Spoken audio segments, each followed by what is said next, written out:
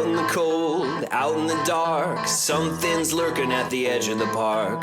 People be warned, people beware, there's a storm on the rise and it's covered in hair. Hear him cry, hear him howl, looking for someone to disembowel. Claws like a hook, eyes like coal, feet so big they're gonna crush your soul. They call him Sasquatch.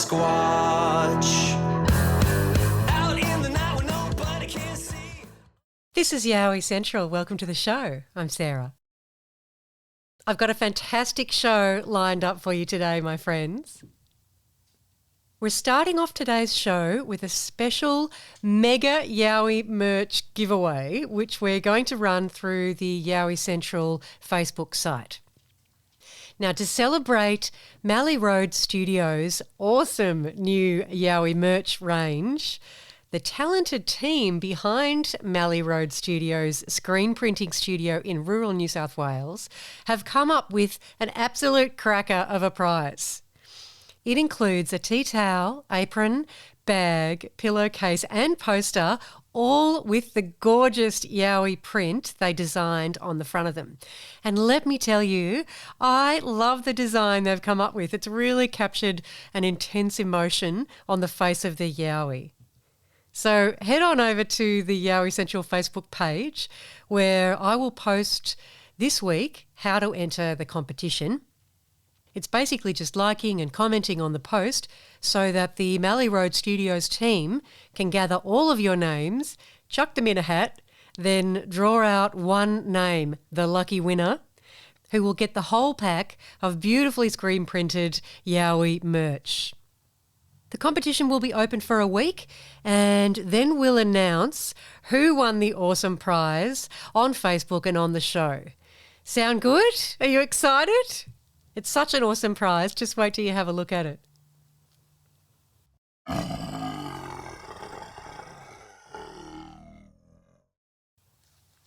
Let's jump into it. So last week, we featured John Kershaw and his terrifying dogman encounters and the remarkable photos he managed to take of the being that was stalking him through the bush near Sydney.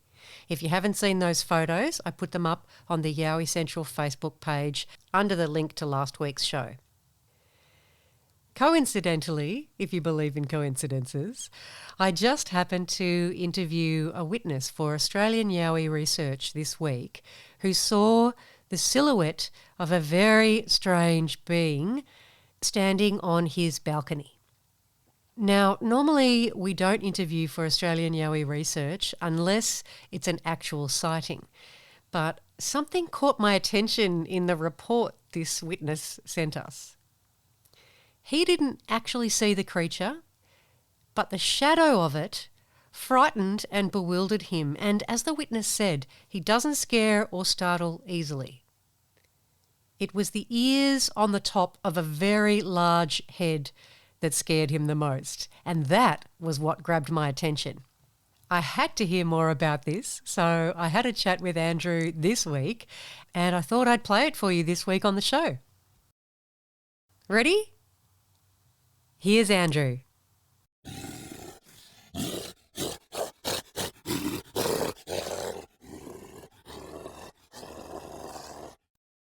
With regards to the sighting itself, if you're looking at the email I sent your associate, Dean, I got up to go to do business in the toilet. Right now, I wasn't asleep at the time.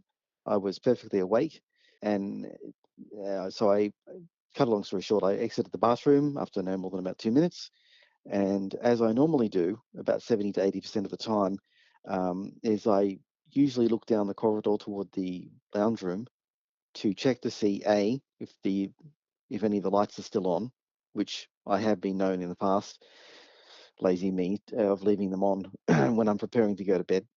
But it's also just I've always been more consciously aware, especially if I'm going to leave the balcony door open, or if my flatmate is, to just check, just a little check, and then go back into my bedroom, and then go back to sleep or go to sleep. So it was when I was looking down the corridor, and now there's a detail in the email that I didn't include because I wanted it to be short as I could make it, and sweet. So what I did was I omitted one crucial detail, was that while I was looking down the corridor at head height, because I'm not going to be looking at the carpet, for example, I'm going to be looking at my head height, was that's when the shadow appeared to grow, as if it was standing up on the balcony, right? So Yep. when I saw it grow, naturally my eyes and head snapped down to this figure, what appeared to be growing, standing up. And immediately, when you look at someone's shadow, my eyes were drawn naturally to A, how big it was, and B, its head and the ears, which was why at that moment, upon seeing the ears, in my email, I actually state that I was in my head thinking, what, the fire truck? And the involuntary motion of me almost flinching backward, because it didn't compute. It was the moments where you see things in real life where you actually can't believe what you're seeing because it doesn't make any logical sense. And as I said in my email, if it hadn't have been for the ears, I would have immediately either confronted the person at the balcony doors to try and shut them, or have gone into my room to get a weapon to then confront them on the balcony. Um, but it was the size of the head, the shoulders, and I'd say down to the mid-range of the biceps is what I saw.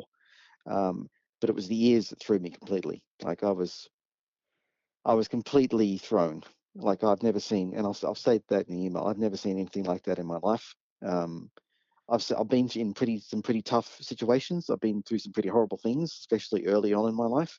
But I've never had hallucinations or seen aliens or lights in the sky or Bigfoot or Yowies or anything like that. That's the sort of thing that you read about and you go, haha, funny story. It'd be interesting to see one, but at the same time, I've never seen one. I've never seen anything like that. As I said in the email, it says it was about 2 to 3 seconds. It could have been slightly longer, but scanning from the head, from when I first saw the shadow up to the head to the ears, and then that involuntary half flinch backwards, because I was almost like flinching, I almost flinched backwards. I could feel myself literally recoil slightly, and because that's when I saw the ears, and then my head went down to its very large head, its thick neck, its very wide shoulders, and then the upper arms. I could tell even at the angle that it was coming into the lounge room at, that whatever or whoever this thing was, it was big. It was much bigger than me, both in width and in height. For it to have been that, for the shadow to have reached where it was either standing on the very edge of the balcony or on the balcony itself. Yeah, even describing it now, I'm starting to get big goosebumps again. I don't it blame you. it certainly if you want me to be color, use a colorful metaphor, it freaked me the fire truck out. I was um, and that's why when it vanished after a few seconds, with me still staring at where it was, I believe in when it vanished, is that because my brain was trying to process data that my eyes were trying to give it, I might have had a mental stutter. I'm sure you've heard of it, called visual and audio occlusion. Yep. Um, I believe at that moment that I had something like that happen. Was I was desperately trying to process the data that I was getting, and that's why it could have appeared to have just vanished. Either that, or it moved so fast that I didn't see it move, which makes it even more scary. Because Yes. if this thing can move that fast, um, like I've thought since, if this thing was in the lane and I was walking within 10 feet of it and it was in between the unit blocks in the dark, I would never see it. I wouldn't even know it was there, because there was no sound. It made no sound at all, zero sound. Um, and I was awake. Oh man, I'm starting to freak out again. I was awake looking at this thing, and then it vanished. And then, as I said, I started to turn, because I just was in complete disbelief. I was thinking, no, you couldn't possibly have seen that. That can't exist. And then I turned to reach for my door handle, and I realized, no, I can't not find out what this is. I've got to know, because it could be a threat. And if it's a threat, and the door was open, I can't just go into my room, because if it isn't the fantastical, because there's two options, the mundane and the fantastical. And I really don't like fantastical. Okay. In a book, novel, in a story, yep, fantastical's fun.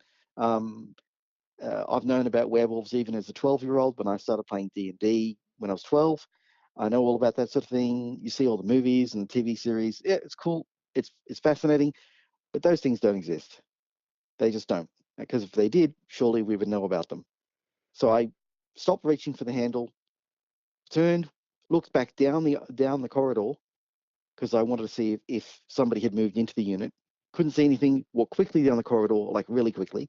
Checked out the lounge room because it was dark, and I wanted to see if whoever in that like second and a half that I'd had being out of sight of the corridor, somebody might have moved into the unit. So I checked it out. Couldn't see anybody.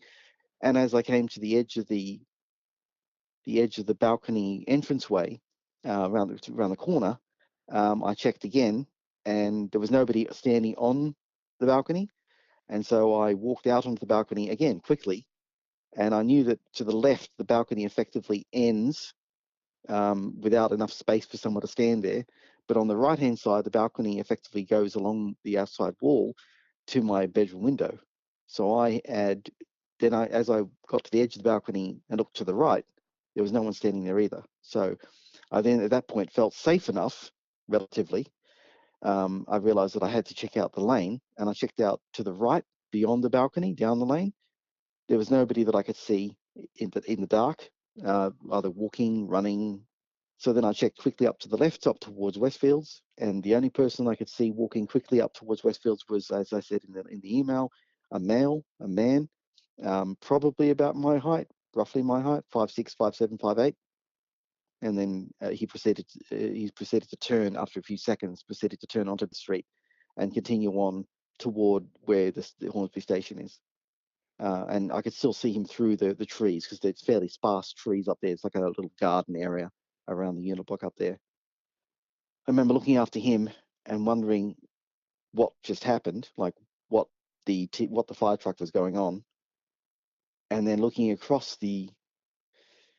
Man, I'm starting to freak out again. I remember looking across the lane to the shadow in between the two unit blocks that are opposite us, and beginning to realize that if this is the fantastical answer, that this thing could have been standing right there in between those two unit blocks, and I would never know it was there. I couldn't see it.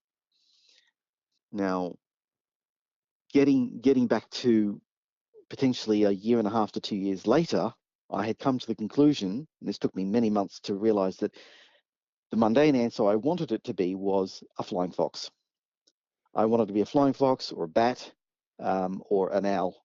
And I thought, yep, that's the only thing that could have made the sighting, with the ears, because flying foxes have the distinctive ears on top of their head, like a dog, similar to a dog. And I so wanted it to be that, but something kept on making me come back again and again to the shadow, as if part of my mind was trying to prod me into, hey, look, look. And I kept on thinking about it over and over again. And not all the time, but every time I think about it, it would be that instant, that few seconds of shadow. And then I finally came to the conclusion that it couldn't have been a flying fox. Right. So those ears, that's what, when you mentioned that in your email, that really grabbed my attention, because... Well, it certainly grabbed mine. Yes, but I'm not surprised.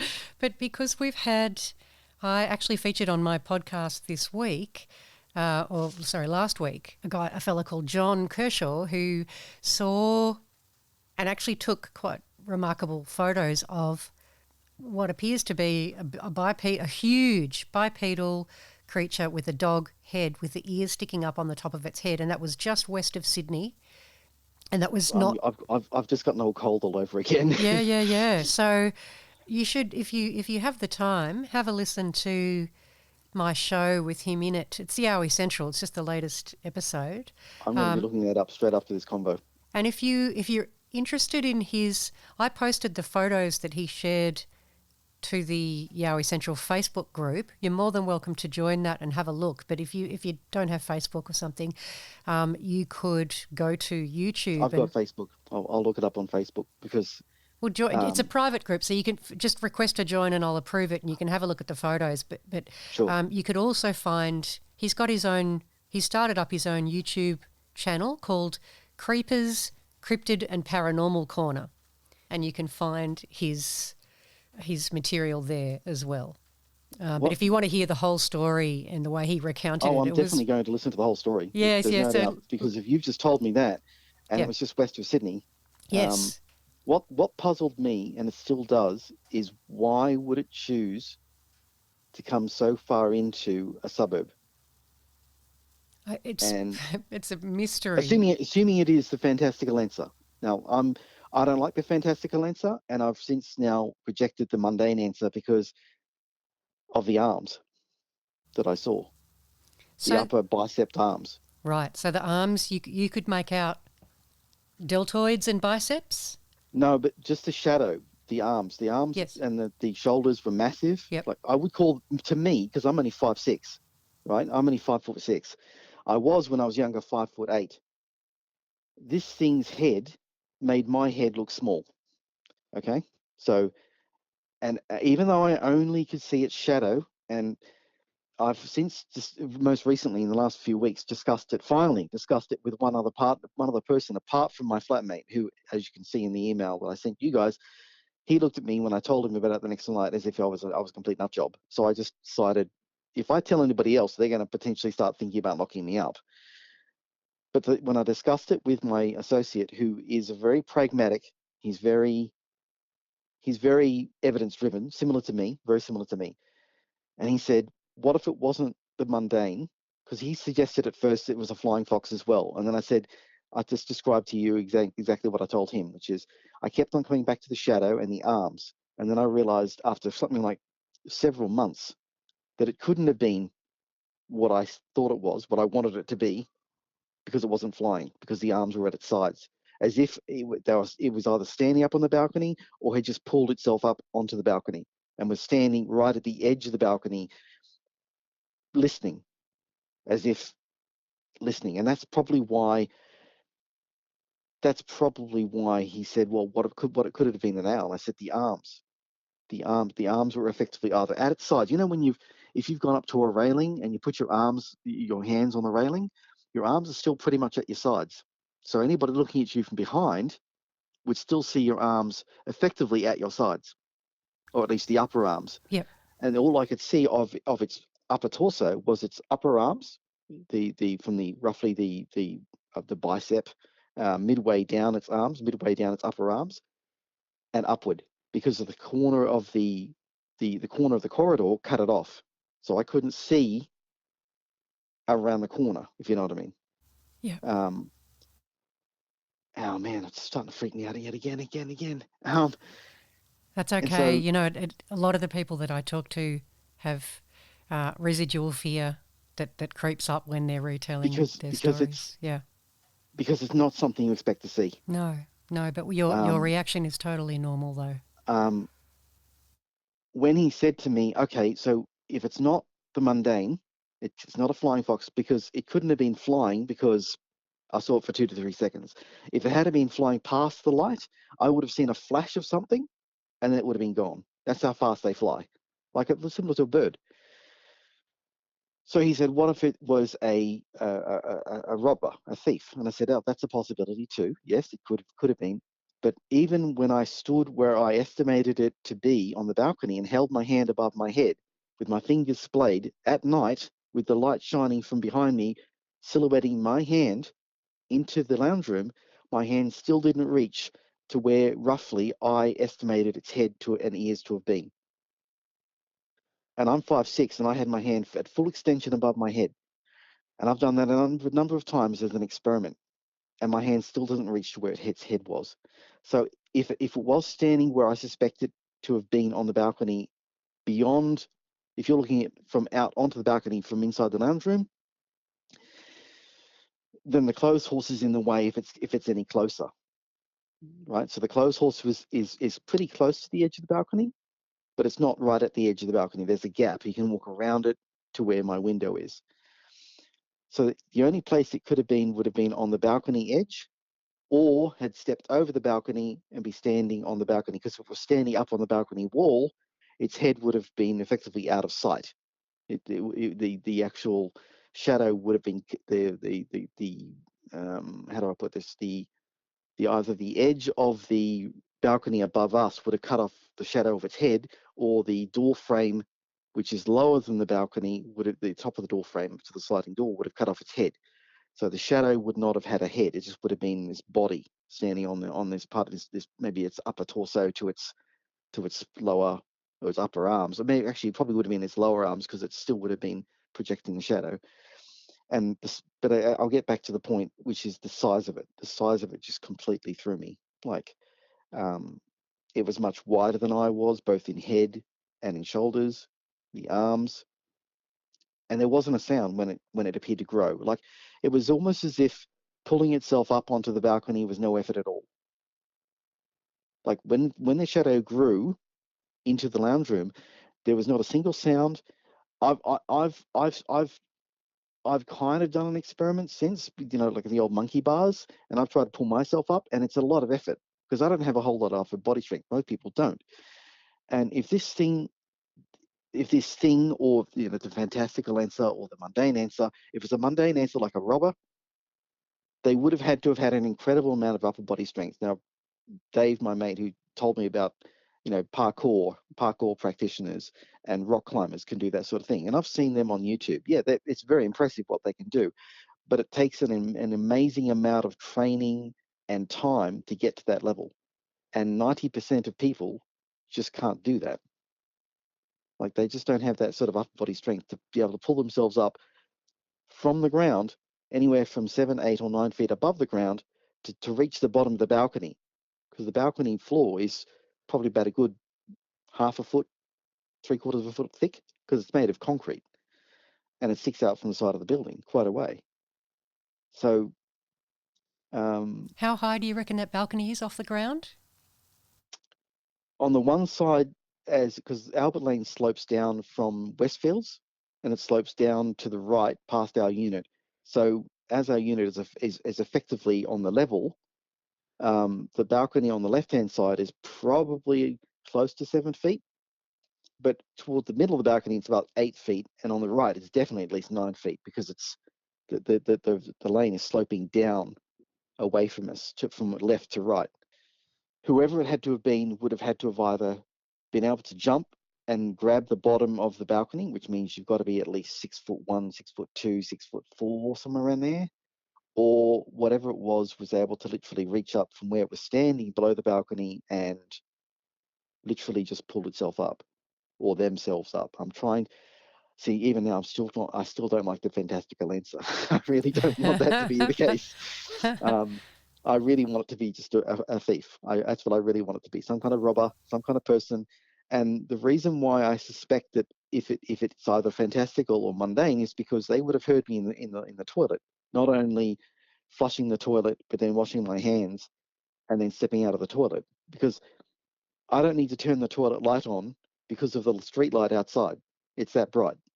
I've never done it. Ever since I've moved in 2005, I've never turned the bathroom light on at night to go to, just be in the toilet, right? Because there's that much light streaming through the window, even though the window is frosted. About the ears. So Yes, were they sitting right on the top of its head like a Doberman's ears, or I'd say Anubis, the the top Egyptian right, god? the top sides of its head. There was like a half dome in between the middle of the ears. That much I can definitely recall. So there was the gap between the ears, but I will say quite unequivocally that the way they are positioned, they look like dog's ears. The positioning of on the head. Were they, in relation to the rest of the size of the head, do you think they were really large ears, or were they small compared to the actual size of the head? No, I'd say it was pretty much in proportion, if you could argue. I mean, I know with dogs, like as you say, with Doberman's ears, I've seen Doberman and interacted with Doberman in the past, and they do appear similar to German Shepherd's ears. They're very big for the size of the head, especially Yes. if the dog is young. But these ears, It was just the sheer size of the ears and the head and the neck and the shoulders and the freaking arms. And Um, so those ears were about where you would say an adult German Shepherd's ears were a similar size in proportion to its yes, head. Okay. yeah, but it looked, even though they were large. I mean, to me, the whole thing was large. Let's just get through that right now. The whole thing was large. It was much larger than me, both in height and in sheer body size, mass. Even though I didn't ever actually saw it directly, the thing that even now keeps on freaking me out was the ears and the size of the head. If that was a person, that's got to be one of the biggest people I've ever seen. Whatever the hell this thing was, whoever the hell this guy was, if he was 7 feet plus, it wouldn't surprise me. But how does a 7 foot tall creature be able to move so quietly without virtually any sound, if no sound at all? Because I couldn't hear a damn thing. And And I how does deliberately, it? Sorry, you go on. sorry, go on. I was just going to say, how does if we're talking about just a really large human being, how do they get up on your balcony with no noise, no grunting, Well, that's no well, unless, as that's you said, they're a parkour expert. expert or a rock climber expert. You can't be a journeyman in those sports and do what this person did. Um, I've read a number of books.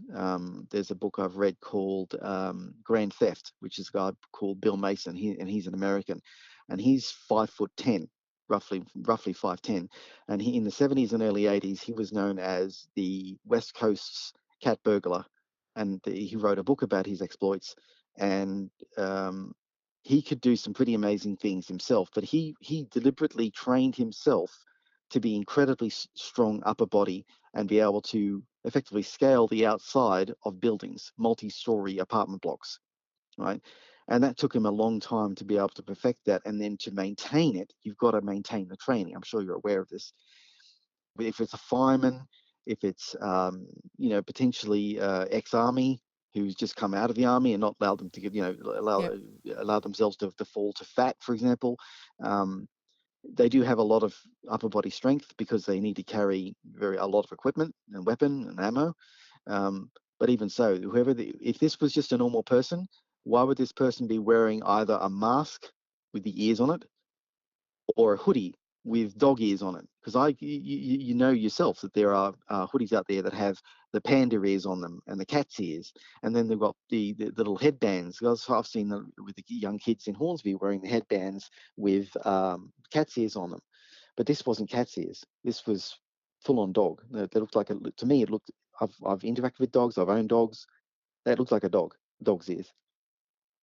The And only did thing that my mate could come up with is that perhaps if you had have seen it, you either would have had a heart attack, or this thing could have attacked you.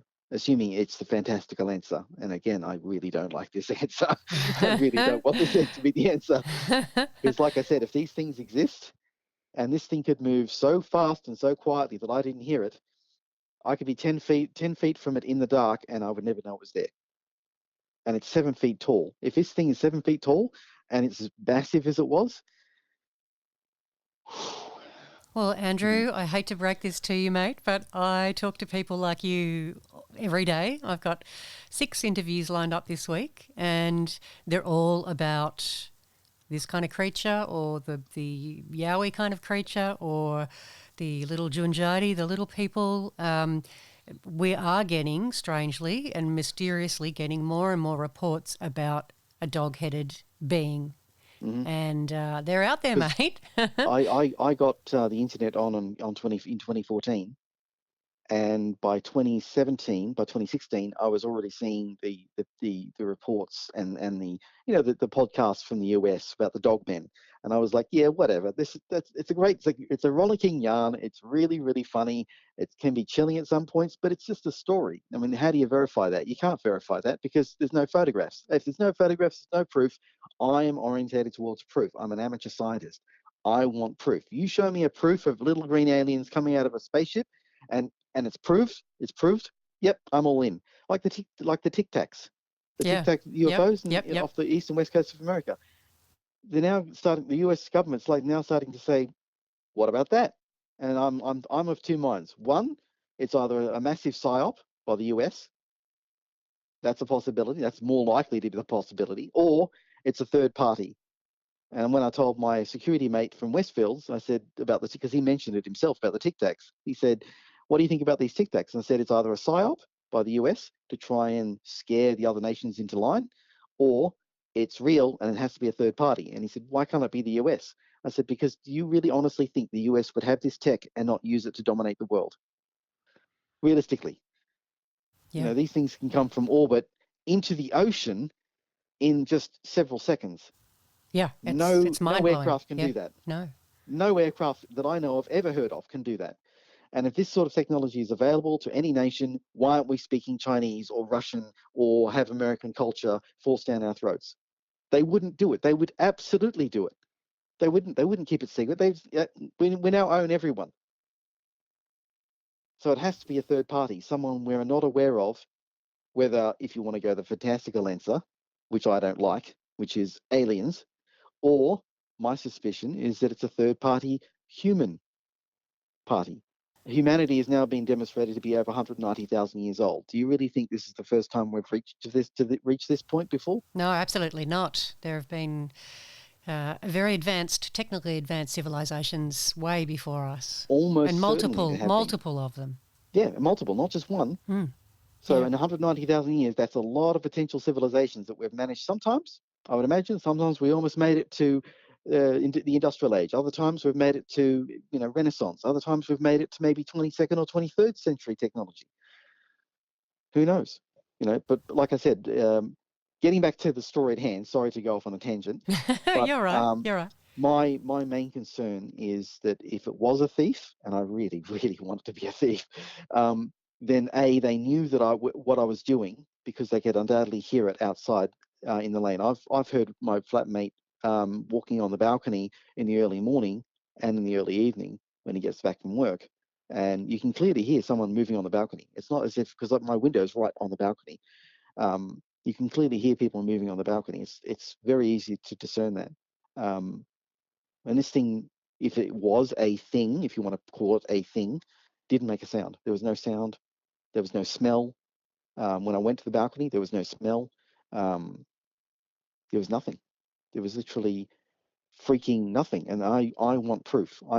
If someone could give me proof that, that it's not the mundane answer, even if how potentially however frightening having a thief in your house might be, because it takes a lot to frighten me. I've been through some pretty horrendous some pretty horrendous stuff in my life, and it takes a lot to frighten me. Like I've confronted other people in Hornsby alone, and not to mention elsewhere in Sydney, and I've been analysing what they've been doing, because I'm kind of like an amateur body expert, body language expert. I'm able to discern what people are going to do, usually before they do it. Again, it's stemming from a lot of childhood trauma, and there's not much in this world that frightens me. I can be standing in front of an oncoming truck and be calmly analysing which way do I step to avoid the truck, instead of freaking out like a lot of other people tend to. And this thing, if it is the fantastical answer, uh, if it wanted me dead and it felt threatened, there's no doubt about it, it could have killed me. So the only other explanation I can come up with, and that I told to my mate Dave, is it was there to scavenge. It wasn't there to kill. It was there to scavenge, Yeah, potentially. because it had to have known that I was in the bathroom. With the ears that it has, with the senses it has, if it is the fantastical answer, right? Let's go with the fantastical answer. If it is what it is, then it had to have known that I was there in the toilet, flushing the toilet, washing my hands, opening the toilet door, walking out, and it would have been expecting me. If this sort of thing has done this sort of thing before, it was going to expect me to go back into my darkened bedroom, because the entire unit was dark. How did it know the balcony doors were open? Well, it can probably see them from. I know it can see them from the lane, and also the smell coming from inside the unit would have indicated food. So if the reason why it was there, in my humble estimation, my humble guess, is it was there to scavenge food. Why would it be coming into houses and scavenging food? Because humans are famous for leaving food lying about. You want Yeah. more examples? Yeah. No, The that's American black and brown bear, the eastern quoll in Australia, the dingoes, rabid foxes, and dogs and cats. You've got creatures all over the world that scavenge food from us. It's the easiest source of food. Why go and try to hunt a potentially dangerous kangaroo when you can just scavenge whatever food you need or want from us? That was my theory. Now, whether or not I'm accurate, I couldn't tell you.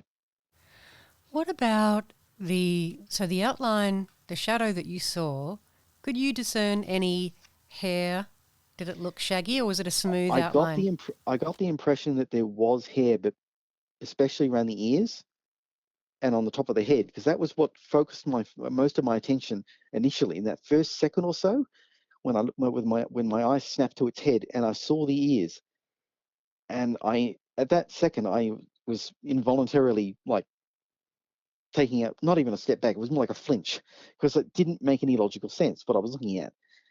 I got the impression there was hair, but as for whether the hair went down the sides of its head or whether there was hair on the upper shoulders or the upper arms or on its neck, I didn't really see it. That was the impression I got, was that there was hair on the top of its head and on its ears, but I couldn't honestly tell you truthfully whether there was. I was too busy trying to, my dumb chimp brain was too busy trying to process what it was already seeing. So when you've seen this shadow grow grow taller as though it was coming closer. No, it's as if it was standing up. As if it was standing up. Yep. When did you lose sight of it? What happened then? After about 2 to 3 seconds of me, initially my eyes went to the middle of the shadow when it first grew, and then it snapped to its head, and then my eyes went down from its ears, head, neck, shoulders, and its upper arms. As I finished that, and I began to mouth the words, "What the fire truck?" At that point, it vanished. Now, I said this to my mate. I said, I think what I had was the visual and audio occlusion, or just the visual occlusion, because I was trying to process all this data as fast as I could, because it made no logical sense, and it still doesn't make any logical sense to me. So you blinked and then it wasn't there, or No, I don't believe I blinked. It's possible I could have, but if I blinked, then whoever or whatever it was able to move so fast that even with me blinking, and then you know how fast you blink, it's like a quarter of a second. I don't believe that this thing could have moved as fast as it did without me potentially having some kind of visual brain occlusion as I was trying to do that. Either that, or if it can move that fast, then it's definitely not human, because no human could move that fast. There's no way a human can move that fast and that silently. So you're looking at this strange shaped shadow Silhouette. Yep. silhouette, and then 1 second it's there, and the next moment it's not there.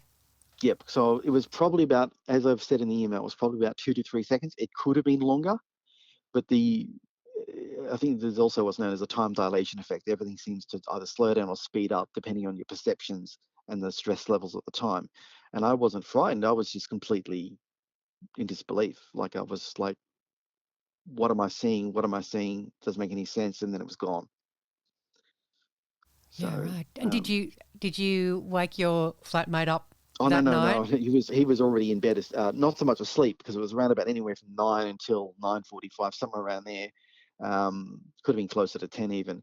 But after investigating the balcony, looking up and down, seeing the guy walking away, I immediately turned, walked back inside, stopped, turned around, shut the balcony door, and threw the bolt, which goes into the top of the balcony at the top, and that's made of stainless steel.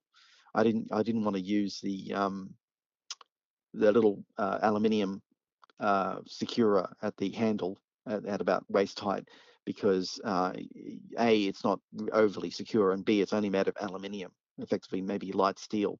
So if you pull hard enough on the door, which is that one locking mechanism, you can easily break it, because it's just backed by plastic.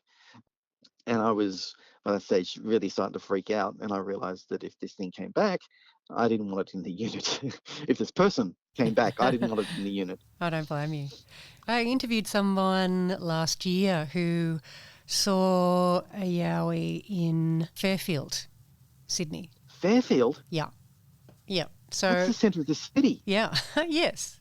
There are actually parks and things that are right near there though, so there's potentially a way of getting there along. I haven't got it in front of the map in front of me right now, but we did work out that there was potentially a way of getting there, connecting it to other national parks that are south of Sydney, if I remember correctly. Lane Cove National Park goes pretty much right past Hornsby Right. from the exit from the edge of Sydney city itself. I can walk from here 15 minutes and be effectively be in bushland on the other side of Hornsby. Right. So it's not. I've already ascertained that if this thing was hunting for food, that's my theory. I can't prove it. If this thing was hunting for food, then it could easily have penetrated as far as this. And there's another major food source right near me. Just looking now, I've got it up on the map.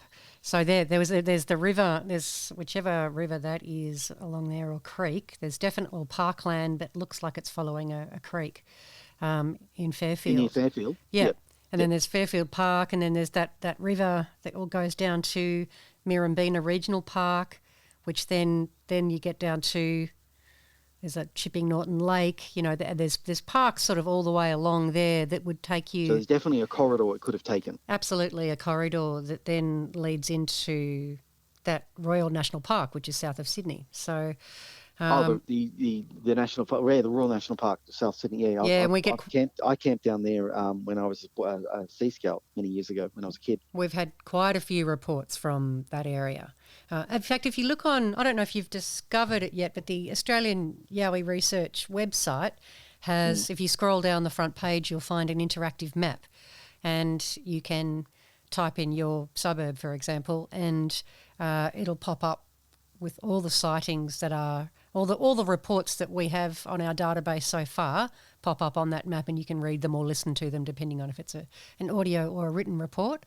Not all of our reports are up there yet because we've got a bit of a backlog of interviews that I've done that we need to transcribe for our website, but we're on that. But the vast majority of them are there though on the website. So if you want to have a look, I will definitely look at that. But what got me in, I think in early 2020. Was that I looked at the Google Maps. Finally, I looked at Google Maps for Hornsby, and there's definitely a corridor because there's a creek at the end of Albert Street. Well, not the end, but as it slopes down away from Westfield, it slopes down, and there's an old creek that runs under a number of buildings or past a number of buildings, with a very short amount of bushland in between these areas. Short amounts of bush, but even without that. As you say yourself, there are definitely ways and means after dark to come in to look for food. Yeah. I mean, we have one from Hornsby Heights as well from 2012, so just up the road from you. And we've got Glenorrey as well from 2003. Oh, wow. Yep.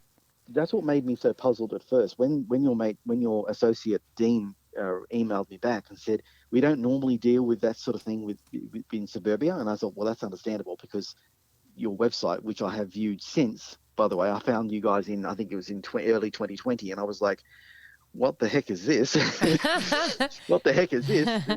I've heard of Yowies in the distant past, but I always put them down to Dreamtime and Aboriginal stories.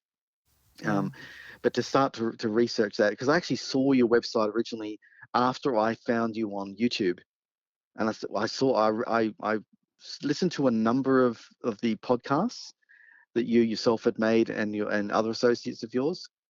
And the most chilling podcast that got me in 2021 was probably, it was late 2021 after I'd finally brought up enough courage to actually email you, because I was like, I've got to get this off my chest. I've really got to talk about this because it's starting to freak me out. Was the woman and the three kids? Yes, Hickey's Falls. Pilbara. At the falls, yeah. The Pilliga, so the bottom of the Pilliga State Forest. And that freaked me the heck out. I was thinking, if this was a lie, it's the most convincing lie I've ever heard, because I could hear the fear in her voice when she was describing what was happening. Yep.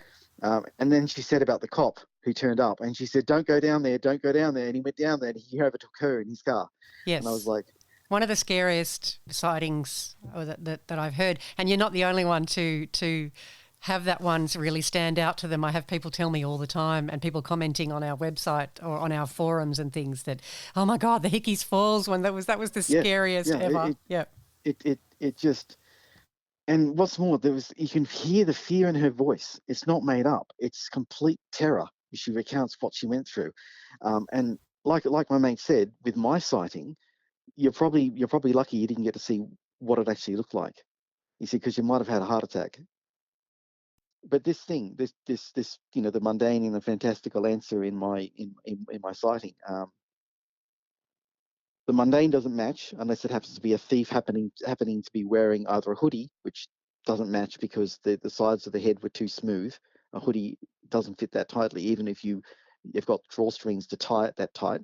A mask doesn't make any sense, because if the person was trying to climb a wall, masks and hoodies just get in the way. I'm sure you've had that experience if you've been bushwalking and put the hoodie up, and all of a sudden you're like, it's so annoying. This thing keeps on getting in my face and shifting around, and get it out of my face. So then there's just potentially, I'm saying potentially again and again and again, because I don't want it to be the fantastical answer. But like I said to you before, if this thing is real, it could easily have killed me with just snapping my neck like a twig if it was that strong. And What? it has to have been that strong to pull itself up. Yeah.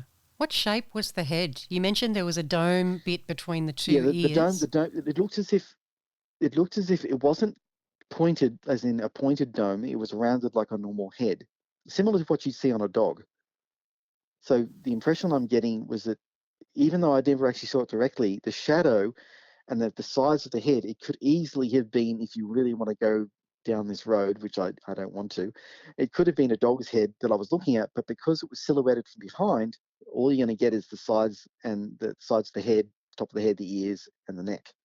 You're not really going to see anything. I didn't see anything in the way of potentially a protruding jaw or a muzzle, because its shadow was being cast from behind. At no stage did it, to my vision, did it turn its head at all. It was looking directly into the unit, which is why I say it knew where I was. It knew what I'd been doing, Did the and the was necks more than likely expecting me to go back into my bedroom so it could scavenge. right?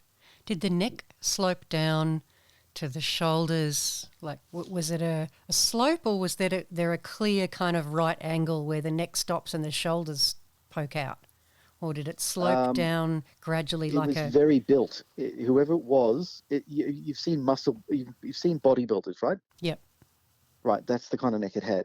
It was the upper body. I could tell just by looking at the shadow that whatever or whoever this person or thing was, it was built. Like, this thing was, to me, it would be massive. Even on my mate, 6'4", Dave, he wouldn't come close to the size of this thing's head or shoulders or neck, let alone having ears on the top of his head, for example. This thing to me would be massive. To him, it would have been large, because he's 6'4". This thing had to have been 7 foot, potentially 7 foot plus. That's why I say in my email, all I could do was estimate its height based on the little I could see of it. As I said, down to its upper arms. I'm sorry, but that's about all. As I said, if I had seen it, I could have gotten an artist to draw you a picture. But as I never saw it, because it moved so quick, either that or I had a brain fart when I was looking at it and freaking out. Not, this image isn't computing. This image isn't making any logical sense. But like I said before, if this is the fantastical answer and it can move that fast, you'd have no chance at all. Like, zero chance. Before you knew you're under attack, you're already dead. If this thing wants you dead, you're dead.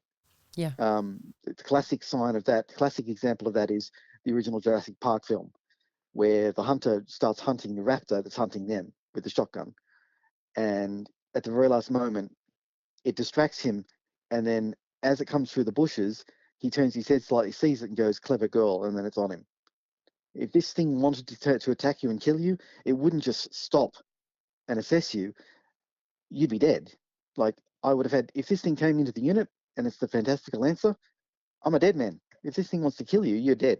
Like, there's no ifs, and or buts. If these things are out there and they want you dead, you're no, sorry, it's a predator. It's pure and simply a predator. It's based on the size of it, its ears. It's obviously a binocular vision. It doesn't have eyes on the side of its head. If it's obviously binocular vision like us, then like us, it's a predator. And I really don't want it to be the Fantastic Eraser. I really don't want it to be that, because that means that if that's the case, then everything we thought we knew is a load of BS. Welcome to my world, Andrew. Yeah, but I don't want to be in your world. I really don't want to be there. Right. I would rather, to be honest, Sarah, I'd really rather not be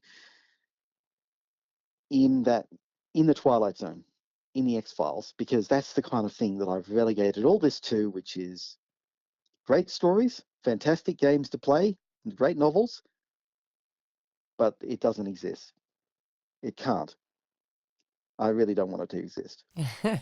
Well, maybe now, after getting it off your chest and talking it through with somebody, you might be able to just put it into a compartment in your mind and not think I'll about it put it too on the much. shelf, and hopefully I won't have to deal with it again. Yeah. Well, the American Indian call them skinwalkers. That's another. Well, we're not That's sure if another that's the word. same creature. We're Yeah, not obviously that sure. could be a different. Yeah, I think it could be that's just humans being cursed or whatever the American yes, Indian version is. But exactly, and whether that's the see, same. I've only just started delving into this since 2019, because I just couldn't get it off my chest. I couldn't put it down. It's like a horror film, a horror story that you're reading that you can't put it down, even though you're horrified by it. We're not sure if there's a being that is in that form, because the skinwalker's a shapeshifter, Yeah. and there's Aboriginal stories of shapeshifters here in Australia as well. Kadacha men or something different. Yeah, there's Kadacha is one of the terms, and clever man is one of the other terms. But what's interesting, though, I've been discussing this with my colleagues, is that there doesn't seem to be many stories, if any, about a dog-headed bipedal creature in Aboriginal lore. Yet we're seeing them over here now. So what's going on? Is it because Are you suggesting they could have emigrated? or they're slipping through from other dimensions? Is one of the stories is one of the theories that this particular time the veil is thin, and so people are seeing lots of very strange creatures out there. There are a lot of reports over in the United States about Dogman, way more than there ever used to be as well. So, have you looked up a website called Suspicious Observers?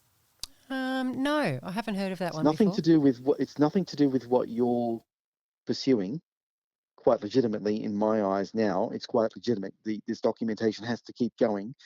I will fully support that right now, because if it's not the mundane, and it can't be without any reasonable logical explanation, then the fantastical is the other option. Suspicious Observers is a website run by an American who is monitoring space weather and the space weather effects on planet Earth. And it could be that there might be a correlation there too. So if you want to look at that, and perhaps I can't remember the guy's name, but he and his wife run it, and they have now over 300 peer-reviewed scientists have joined them by saying that yes. Have you ever heard of the Younger Dryas event? The Younger Dryer event. Younger Dryas event. It No, happened around about 12,900 years ago, right? What did that and involve? well, years ago, I think it was in the early 80s or even in the 70s, they started finding this matte black layer of effectively carbonized material. Um, and when they started analyzing it, they discovered that it was basically a whole lot of. They first found it in America, North America, and they couldn't figure out what it was. And so they basically thought, okay, well, we'll just estimate what we think it is. And they estimated it between roughly 11,000 to 14,000 years ago, that whatever it was happened. But they couldn't explain what it was. So they put it on the shelf, as they normally do with a lot of discoveries, and they came back to it periodically. And it wasn't until the early 90s that some guy came up with an explanation that it might have been a comet event over North America 12,900 to 13,000 years ago that effectively wiped out all the megafauna in North America. That's why there is no megafauna in North America, whereas there's megafauna in Africa and previously in Europe, before it was mostly hunted to extinction by us, naturally. So they came back with it, and there was a an article written in 2008 Nature magazine, where finally one guy proposed what he thought it could have been, what it thought it could have caused it, which was a cometary event in North America that effectively caused a flashover event across not only North America to literally incinerate it, but also it extended as far as now eastern Russia and down into Asia. And the reason why they're saying that was because that was the only thing that seemed to fit the bill at the time, but there had been a comet. And they've now since come to the conclusion in 2017 and slightly earlier, I think it was 2014, that it couldn't have been a comet because the damage to the planet was much bigger than they thought. So they're now thinking that it could have been our star that goes through its cyclic event. And so the recent archaeological evidence that they've managed to dig up, and also from other disciplines, other scientific disciplines like astronomy and I can't remember the other one, astrophysics, is that whatever happens, every 12,900 years to 13,000 years like clockwork, they've been able to trace back effectively 3 million years. So whatever happens roughly 12 to 14,000 years every time is our star either has a massive CME, coronal mass ejection, or a micronova event, which effectively resets everything in the solar system. So 12,900 years ago, whatever it was that happened wiped out 75% of all life on the planet, and that's everything. Right. And they think that there's something like that happening now? Well, it could because it's not just our star that's causing it. It's known as the galactic. It's known as a galactic wave of energy that passes through our solar system every 12,900 years ago, every 12,900 years to 14,000 years, and it's like clockwork. You can basically run your watch by it. Now there are some variations, but if you look up suspicious observers and start reading, don't so much look at some of the stuff he says. Some of the stuff he says is theoretical, because there's no evidence yet of what he's theorizing. But a lot of what they've come up with in the last, say, 20 to 25 years is due to technology. Our technology has reached the point where they can now run simulations as to what the star would look like. And he's now come up with this really fascinating video that is on YouTube, where he said that they couldn't figure out for many decades, but leading back to the 20s and even the 1800s, as to why there are so many pictograms of what they termed as the dancing man. The dancing man is all over the world, right? They've got it's in inscriptions, in rock art, inscribed in stone on the sides of mountains, and they couldn't understand why this dancing man kept appearing all over the world. Slightly different variations of him, but there was always this dancing man. So they thought it was some kind of, deity worship, until an archaeologist who had been investigating the Younger Dryas and also other things had come to his astronomer mate and had said, I think this was in 2012, he said, I need you to look at these pictographs because I can't figure out what they're for. And he said, okay, so lob them over to me via email and I'll take a look at them and I'll get back to you. And so he lobbed all these literally dozens of these pictograms. And when his mate didn't respond to him about 2 weeks later, he then contacted him by phone and said, hey, look, you've taken a look at those pictograms and pictographs of the dancing man I sent you? He said, yeah. Have you got any more of these? And he said, yeah, I do. There are hundreds of them. Why? He said, send me all of them. And he said, why? He said, I don't want to say anything yet, but I need to know. I need to find out where these have been found. I need you to, have you documented them all? Have you logged wherever they've been found? He said, yes. He said, okay, log them all to me, and I'll go and talk with my mates in the astronomy group, and I'll get back to you. Give me 48 hours. 24 hours later, he called it back and said, you're not going to believe me, but we've been running simulations these last several years because of the new powerful computers we've got, and the pictographs you've shown me exactly match our simulations of what our star would look like under a CME or a micronova event. And he said, wait, what? I'm in archaeology. That doesn't make any sense. He said, yes, it does. I'm going to send you all the simulations we've been running. And he did. And the guy was shocked, absolutely floored, because they virtually matched every pictogram around the world.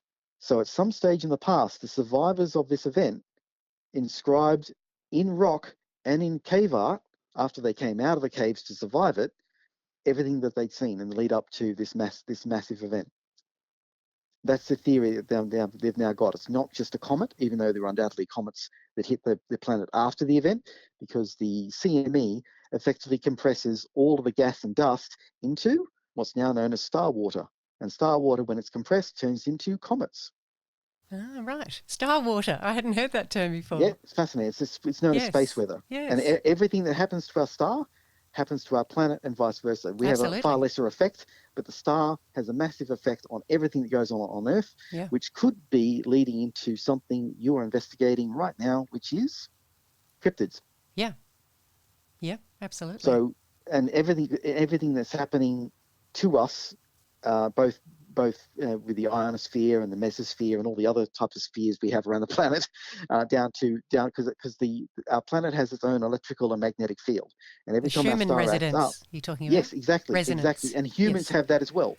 So everything that happens to the star happens to the planet, happens to us. Apparently, the Schumann resonance or the Schumann frequency is going off the charts at the moment. Off the charts. Well, that's because our star is entering its most active stage again. Yep. Happens roughly. These mini events happen in roughly every 11 years. You might have heard about that in the distant past. Every 11 years, our star goes through a major event. Well, that's nothing compared to what happens every 6,000 years. And then the 6,000 year event is completely minuscule in comparison to every 12 to 13,000 years. Right. That's what they're theorizing now. Right. So they're estimating that the star is going to be doing something similar in anywhere from the next 26 years to the next, potentially, if we're really, really lucky, 150 to 200 years. Right. Well, let's cross our fingers. I'm just hoping it's 150 to 200. Yeah, I'm just hoping it's nowhere near as big as last time. Yeah, for sure. So if you want to investigate suspicious observers and also maybe put some other people onto it, maybe if you've got the staff, to start digging, because this could all be connected.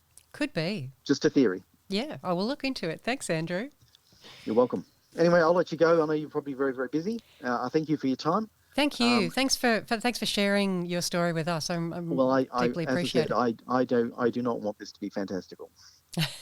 Well, fingers crossed then that it turns out not to be. Thanks, Andrew. I'll see you later. Bye.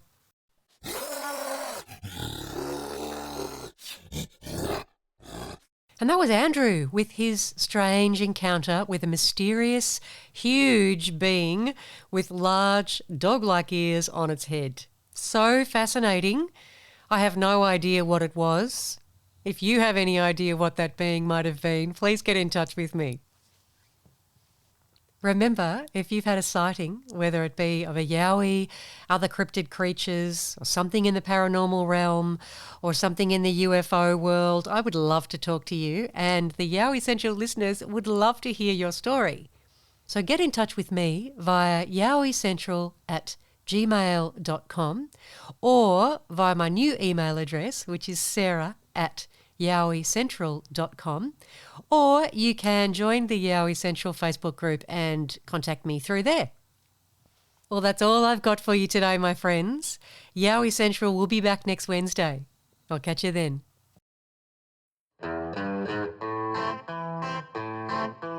Out in the cold, out in the dark, something's lurking at the edge of the park. People be warned, people beware, there's a storm on the rise and it's covered in hair. Hear him cry, hear him howl, looking for someone to disembowel. Claws like a hook, eyes like coal, feet so big they're gonna crush your soul. They call him Sasquatch. Can't see under the darkness behind the tree. Is he a monster? Is he a man? Is he a demon under Satan's command? Hear him cry, hear him howl, looking for someone to disembowel. Claws like a hook, eyes like coal, feet so big they're gonna crush your soul. They call him Sasquatch. Yeah!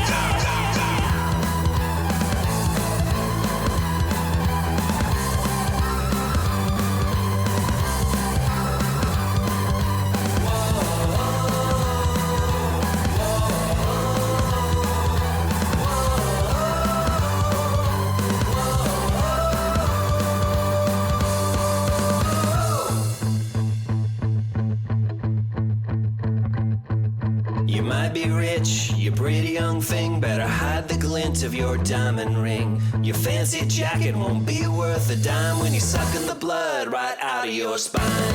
Hear him cry,